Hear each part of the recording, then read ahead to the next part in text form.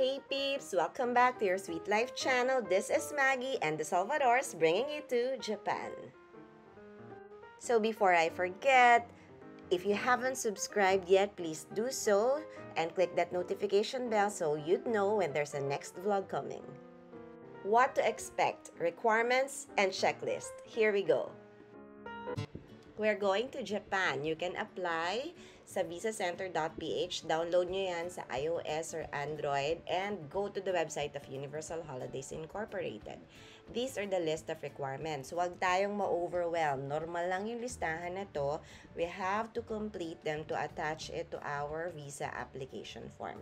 So if working ka na, normally meron ka na ng mga documents na to. Or if you have experienced travel internationally before, kumpleto ka na rin dapat dito. Now, ito naman yung actual na application form. You also have to fill out the letter of guarantee. If you're traveling with the family, yung head of the family or normally yung father, siya yung guarantor ninyo. There should also be a list of visa applicants, so lahat ng taong kasabay mo during your travel. And you also have the option to apply for a multiple entry visa kung ayaw mong single entry lang yung i-grant sa'yo ni embassy. Normally, meron lang mas premium or additional cost if you apply for a multiple entry na visa. Kailangan mo rin yung itinerary mo during your stay or your planned visit. And of course, kailangan ma-fill out yung visa application form. So, these are just the screenshots of the forms, yung list of visa applicants, then yung letter of guarantor, and of course, yung multiple entry questionnaire. And also take note na if multiple entry yung a-applyan natin, parang may additional charges lang siya as compared to a single entry na visa. I will put in the description below yung mga expenses also that we paid for the visa processing. Timeline. So, given na planado na yung ating travel for April, in February, we bought tickets during the travel tour. Meron seat sale si Pal during the time. After nun, nag-apply na rin kami ng Japan visa. After which, nung nabigay yung multiple entry visa natin, we planned the itinerary, we bought the theme park tickets, and of course, April, first week pa lang, dapat kompleto na yung checklist. Okay, so eto yung checklist. Medyo madami talaga siya. So if meron kang mga kasama, magpatulong ka how to complete them. So, okay na yung Japan visa. We bought our airline tickets sa Fiesta Tours. Yung accommodation, nagbook kami sa booking.com. We bought our travel insurance sa Universal Holidays. Kailangan mo mag-fill up online at least 2 days before your departure yung e-travel and Visit Japan web. Nag-online check-in kami a day before. We made sure that we printed all the theme park tickets and the tour vouchers. And of course, going to the airport, dapat bit-bit mo yung passport, yung pocket money, and the pocket wifi. For the pocket wifi, so dun din namin siya kinuha sa Universal Holidays. So eto na, ready na tayong umalis. Eto yung aking online check-in, yung screenshot ng aking e-travel at saka yung screenshot ng parang entry pass ko for Visit Japan web. So, good morning! First trip, international trip this time. So, we're going to the airport. See you later. Hi, we're in India. We're going to Tokyo. We'll be staying there for 5 days. Come join us.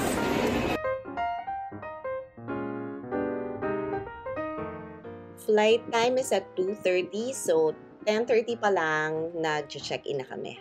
Walang tao, guys. So sana sa immigration wala ring pila.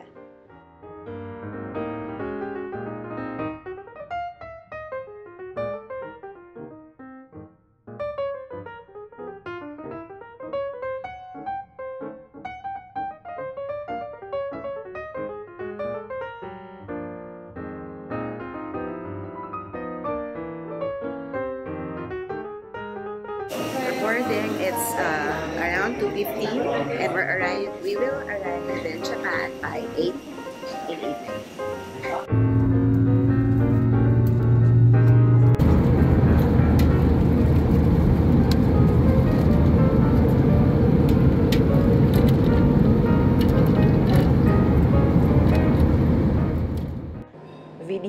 Embassy of Kuya. Ang ganda kasi we're witnessing sunset while we're up in the air.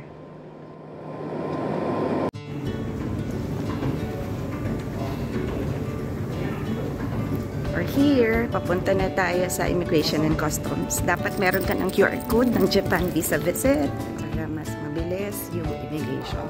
Sabi nila scan lang daw. I'm not sure if it's true, but let's see. Hey, we've arrived. It's 7:43 now in Narita. So we left 2:30 in Manila. It's 7:43 here, but in Manila it's now 8:43. So 1 hour lang in difference. So welcome to Japan.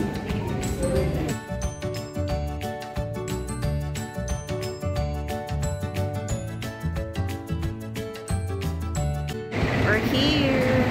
Grabe, damang-dama mo talaga yung difference ng international airport sa ibang bansa.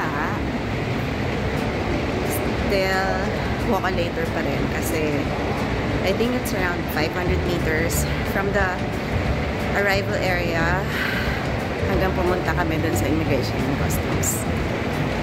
See you later!